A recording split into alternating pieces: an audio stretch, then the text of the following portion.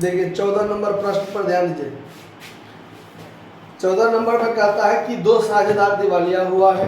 ठीक है, प्रश्न ये है आपका कि 31 मार्च 2016 को ABCD का लाभ हानि का जो अनुपात है वो 4:3:2:1 है।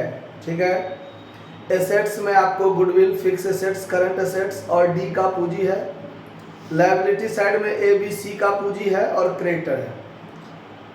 आगे सवाल में दिया हुआ है कि C और D दोनों दिवालिया होता है, तो बाकी आगे जो होगा वो देखेंगे। सबसे पहले रियलाइजेशन अकाउंट बनाते हैं। ठीक है, तो यहाँ पर जो सबसे पहला काम है वो हम टू सन्ड्री एसेट्स ये लिख लेंगे आपको। तो टू सन्ड्री एसेट्स में क्या होगा, तो गुडविल होगा आपका 10,000 का, गुडविल 10,000 का है। फिक्स्ड एसेट्स जो है आपका वो सवाल में 40,000 दिया हुआ है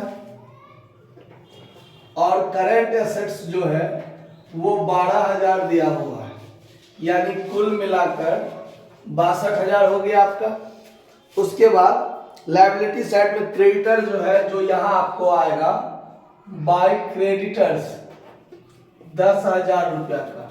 ठीक है, अब आगे कहता है कि डी का कोई अलग से संपत्ति या दायित्व नहीं है। साझेदारों ने विघटन का निर्णय लिया। अस्थायी संपत्ति से 30,000 और चालू संपत्ति से 10,000 वसूली हुई। ख्याति का कोई मूल्य नहीं रहा, यानी वो उससे 1 भी रुपया वसूली नहीं हुआ। समापन व्यय 3,000 है। सी की व्यक्तिगत संपत्ति से 500 वसूल हुए हैं। गार्नर बनाम मरने के अनुसार आपको खाता बनाना है। सी और डी दोनों दिवालिया हुए हैं। ठीक है, इतना बात है। तो अब ये जो संपत्ति है इससे जो वसूली करेंगे क्रेडिट साइड में, by cash account assets realised, fixed assets और करंट एसेट्स, दो ही संपत्ति से वसूली हुआ। गुडविल का कोई मूल्य नहीं रहा, तो फिक्स एसेट्स से 30,000 वसूल हुआ है और करंट एसेट से 10,000 वसूल हुआ, यानी कुल मिलाकर 40,000 हुआ। और यहाँ पर to cash account realisation expense के रूप में 5,000 खर्चा हुआ है। 3,000 सवाल में 3,000 खर्चा हुआ। ठीक है, और एक बार और होगा to cash account liability paid, जो ये 10,000 का है, इसको हम लोग पूरा पेमेंट करेंगे क्योंकि सवाल में उसके बारे में कोई चर्चा नहीं है। बात खत्म। अब यहाँ पर जोड़ घटाव कर लीजिए। 60 और 3 मतलब 62, 3, 65, 65, 10, 75,000। ठीक है, यहाँ भी 75,000। 40, 10, 50 कट गया, तब 25,000 रुपया हुआ loss by all partners capital account, all partners capital account loss. ABCD चारों के बीच बांटेंगे। जो उसका नियम नंबर 1 कहता है गार्नर बनाम मरने का, कि जो भी आपका रियलाइजेशन लॉस हुआ है उसको सभी साझेदार पुराने अनुपात में बांटेंगे। जो 4:3:2:1 है, तो 4:3:7:2:9:1 10, तो 10 से इसमें भाग दीजिए, 1 जीरो कटेगा। 2500 चौका 10,000, 2500 तिया 7500, 2500 दूनी 5,000 और एक हिस्सा तो 2500। क्लियर है, कोई दिक्कत इस बात को समझने में? अब हम लोग बनाएंगे दिवालिया साझेदार AC का खाता, D का खाता और AB जो बचा हुआ है सॉल्वेंट है उसका खाता। तो देखिए ABC में यहाँ पर हम जब बाय बैलेंस BD लिखेंगे, बाय बैलेंस BD, तो A का पूंजी कितना है 30,000, 20,000, A का 30,000, B का 20,000 और C का भी बाय बैलेंस BD ही है जो कि क्रेडिट साइड में है। बाय बैलेंस BD कितना है 3,000 रुपया और B का जो है वो एसेट्स में है, तो इसका इधर हो जाएगा टू बैलेंस BD कितना रुपया है 1,000 रुपया। चलिए इतना हो गया। अब इसके बाद हमारा जो काम होगा, ये जो लॉस है वो जाएगा, तो यहाँ पर टू रियलाइजेशन अकाउंट लॉस, तो ये C का खाता है, तो C का है 5,000, तो 5,000 लिखेंगे। टू रियलाइजेशन अकाउंट लॉस, तो D का है 2500, तो ये 2500 लिखेंगे। और टू रियलाइजेशन अकाउंट लॉस ए और बी का, तो ए का 10,000, बी का 7500।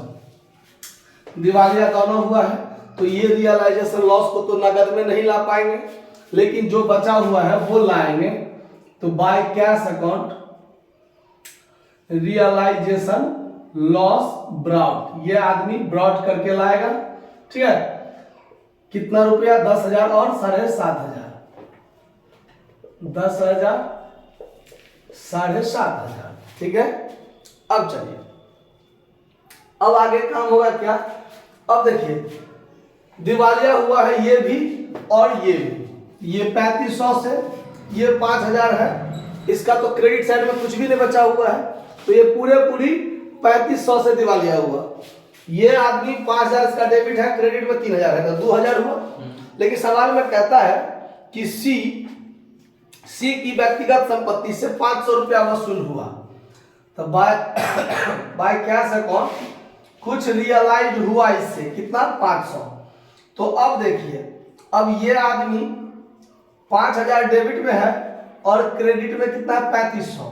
तो ये दिवालिया कितना से हुआ? 1500 से। ये दिवालिया कितना से हुआ? 1500 से।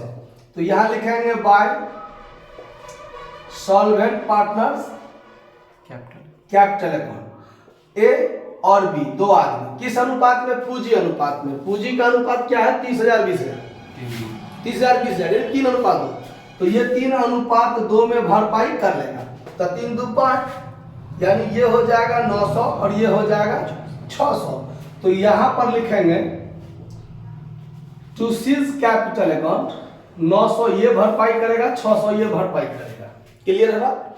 अब डी दिवालिया करेंगे, तो डी से कुछ भी वसूल नहीं हुआ, तो ये 3500, यहां भी 3500, पूरा भरपाई कौन करेगा? Solvent partners. Solvent partners capital account, कौन कौन? A B. कितना भरपाई करेगा? कुल 3500। किस अनुपात में? तो 3:2 में, 3 2 5, 5 से भाग देंगे 700, यानी 2100 1400। फिर यहां लिखेंगे टू डीज कैपिटल अकाउंट, 2100 ए भरपाई करेगा, 1400 बी भरपाई करेगा। क्लियर है बात? अब यहां पर फाइनल काम करना है, जो हमको जोड़ घटाव करके फाइनल पेमेंट कर देना है। तो ये हो गया 40,000, ये हो गया 27,500, 40,000 27,500।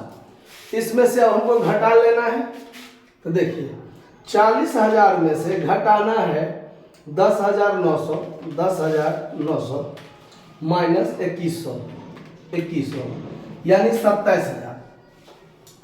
27,000 किसको पेमेंट हुआ? ए को, to cash account final payment, और बी को पेमेंट होगा 27,500 माइनस 7,500 माइनस 600 और माइनस 1400, यानी 18,000 बी को पेमेंट होगा। क्लियर है बात? कहीं शंका समस्या भी नहीं है दिमाग में? चलिए, अब बनाएंगे हम लोग बैंक अकाउंट। तो बैंक अकाउंट बैलेंस शीट में आपका पहले से कुछ भी नहीं दिया हुआ है, ठीक है? तो टू बैलेंस बीडी नाम का चीज तो नहीं होगा, तो होगा क्या? यहां पर देखिए, बाय कैश अकाउंट 40,000, तो यहां लिखेंगे to realisation account assets realised 40,000, credit side में बाय रियलाइजेशन अकाउंट एक्सपेंस के रूप में 3,000, by realisation account liability paid के रूप में 10,000, ये वाला आइटम। उसके बाद यहां पर सी से 500 रुपया आया है, तो डेबिट में टू सीज कैपिटल अकाउंट 500 रुपया। उसके बाद डी में तो नहीं है, इसमें है, तो इसमें है तो टू एज कैपिटल अकाउंट 10,000 रुपया आया, जो रियलाइजेशन लॉस लाया है। फिर to B capital account, to B's capital account 7,500, जो रियलाइजेशन लॉस लाया है। फिर इसको फाइनल पेमेंट हुआ है, तो बाय एज कैपिटल अकाउंट, जो उसको फाइनल पेमेंट हुआ 27,000, बाय बीज कैपिटल अकाउंट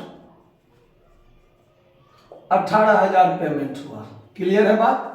पूरे को जोड़ दीजिए, 40 10 50, 50 और 8 58,000 ये हो गया, 10 ये हो गया, 28 27 18 45, 10 55 3 58,000 ये हो गया। कहीं किसी को कोई दिक्कत है तो बोलिए, नहीं नोट कर लीजिए।